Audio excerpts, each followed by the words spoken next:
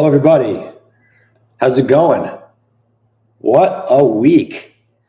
But before we get started, I'm excited to announce that I have a sponsor for this YouTube. It's the first sponsorship I've ever had. This YouTube is brought to you by Bausch & Lomb. They are the #1 dilative eye drop in the world. Bausch & Lomb, they can help you with dilation, but they cannot help you when your company gets 35% diluted. Use promo code BROADCASTER for 15% off your first order. Bausch & Lomb.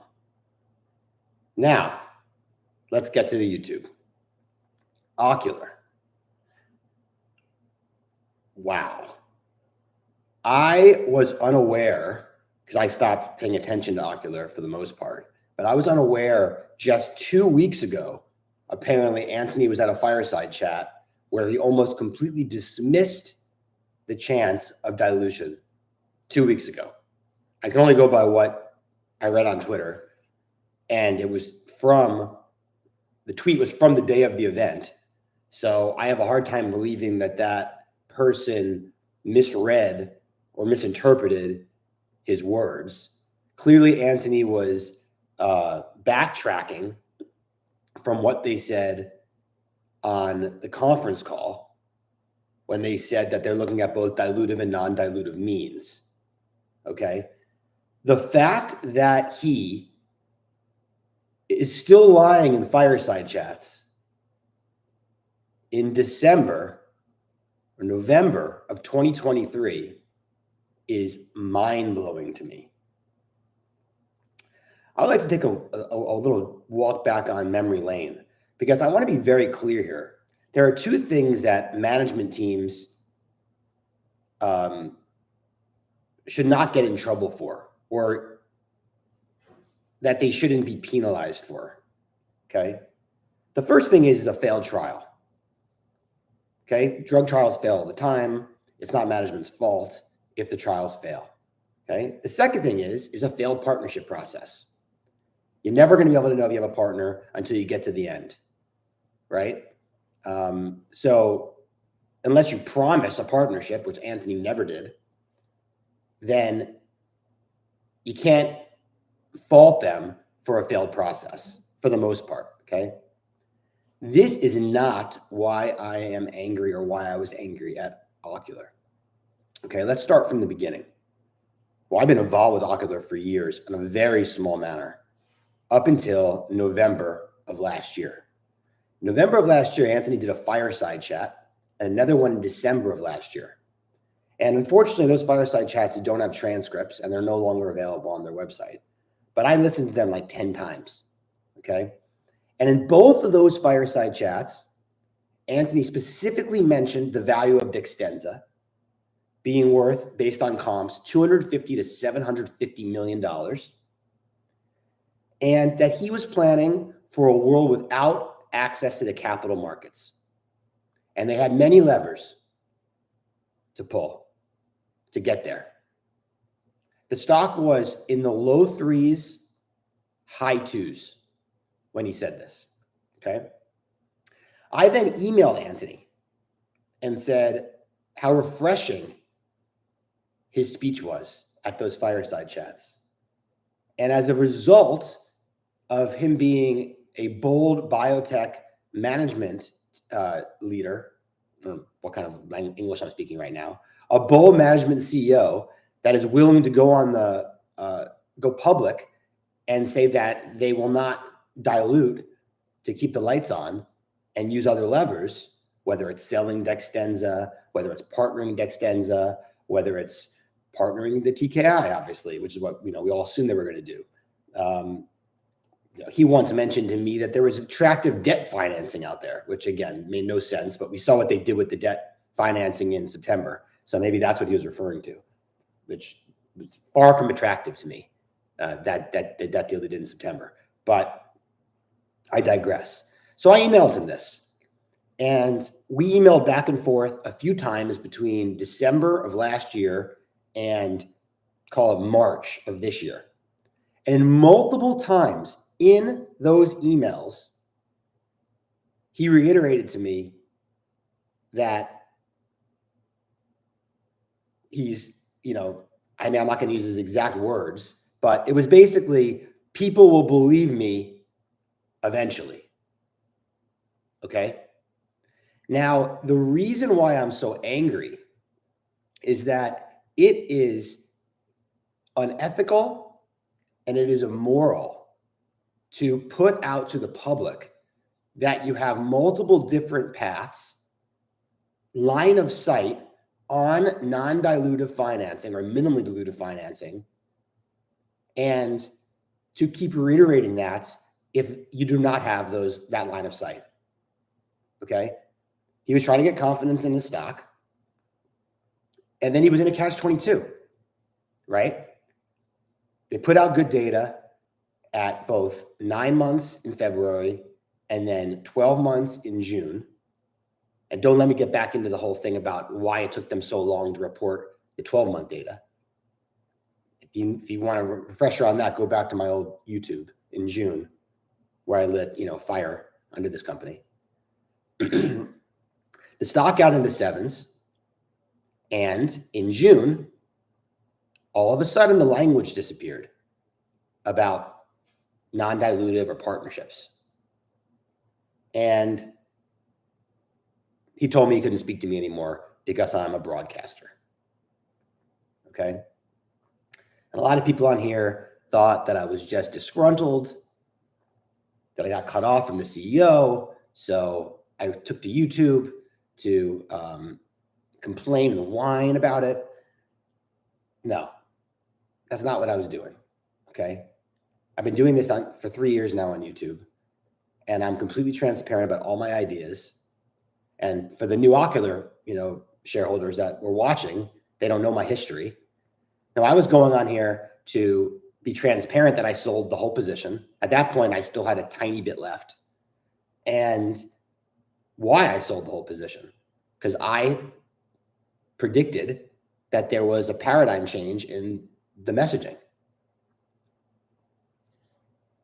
So then you fast forward to today, or yesterday, just 2 weeks after he's doing a fireside chat talking about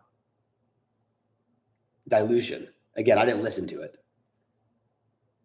iPoint puts out positive phase 2 results. And by the way, speaking of iPoint, Ocular Bulls, and at least one occasion, I talked about it with management, they completely dismissed, and they might still dismiss this company. Okay. It was basically an afterthought. So it is so ironic that Ocular goes up on their TKI data, which allows Ocular to do a $100 million raise. Oh, that's another thing that we were misled about. Anthony told me he would not start a phase 3 trial that he couldn't fully fund to completion. And they did exactly that. They started the phase 3 trial that they could not fund fully to completion. I don't know what kind of hocus pocus math they're using to say that they could, but they would run out of cash. If they didn't do this offering today, they would have ran out of cash in the beginning of 2025. And, this trial is not going to read out for a couple years at least, right? They have to fully enroll it, and then they have to wait probably a year for the readout after they're fully enrolled. So they weren't fully funded for the phase 3 trial. Okay. So what do you think the spin is now? I could tell you what the spin is because I've heard it a million times. Okay. The first spin would be that, well, now they've got the financing over with. So the odds of them needing to do another financing in the near term are, pretty much zero. True. Okay. They fully own the asset still, right? So maybe they were offered partnerships, but they decided the NPV of diluting by 35 or 38% and keeping the asset fully owned was more valuable to shareholders than giving away, let's say, 80% of the economics for $100 million upfront. And that was the analysis they did. Okay. This would be the bull pitch. Okay. My pushback is the same pushback that I had when I sold the stock in June. And the same reason why I told you guys just last week or 2 weeks ago that I wouldn't rebuy it. Once you start getting into a situation where you can't trust the management team, you're just asking for trouble. I've learned it too many times, and I keep relearning the lesson over and over again. I have no idea if this TKI is the next great wet AMD miracle drug. Okay. I thought the data was pretty good as someone that knows nothing about wet AMD. But we are not aligned with management, and you are not aligned with the board. They own less than 1% of the company. And management will just get more stock options. So, you're asking for headaches when you get into bed with people that lie to you. And, that's a big word, lying. But, that's exactly what I think happened here.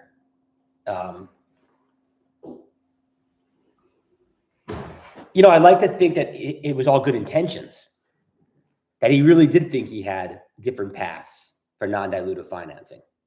And all of them just fell apart. But it's kind of hard to think that.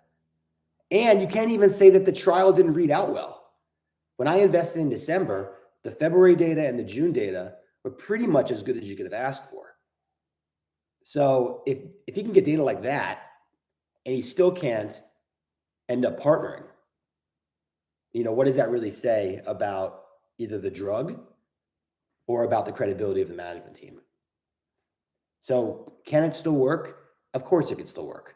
You have to ask yourself also, why did they raise now? They have a readout. They have the glaucoma readout in like 2 months.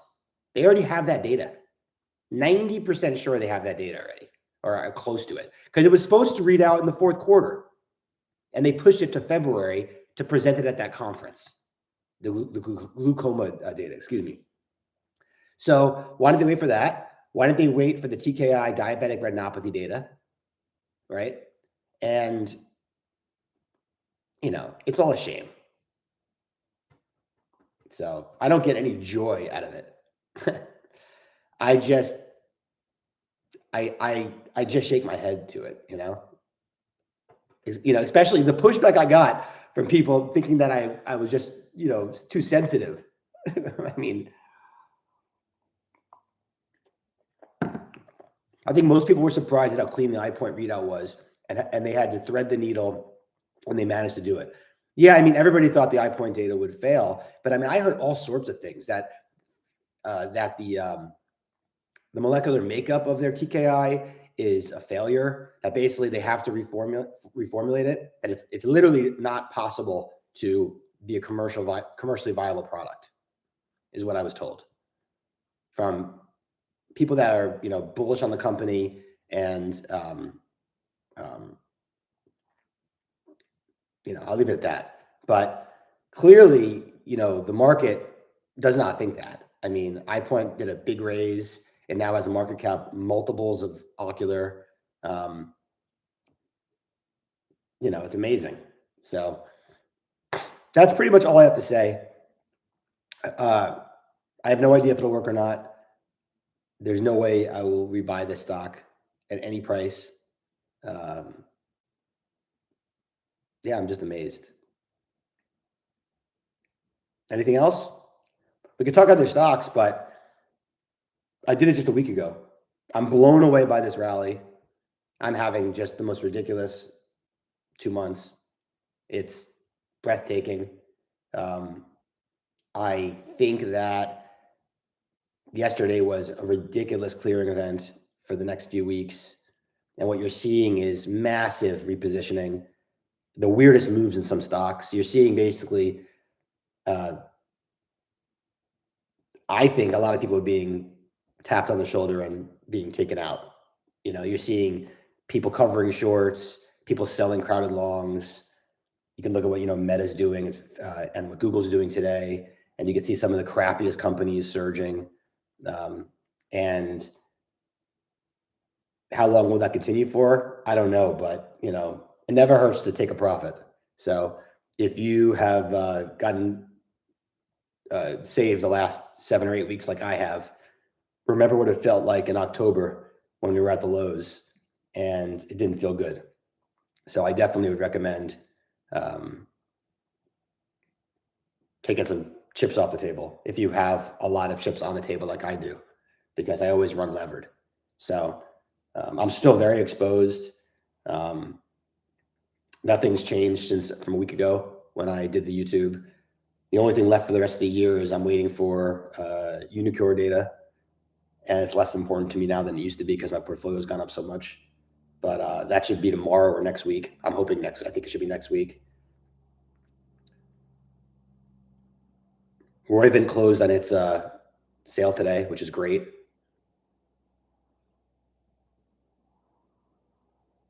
I think that's it. No reason. There's no reason to keep you guys longer than I need to, right? All right. Have a great weekend. Bye.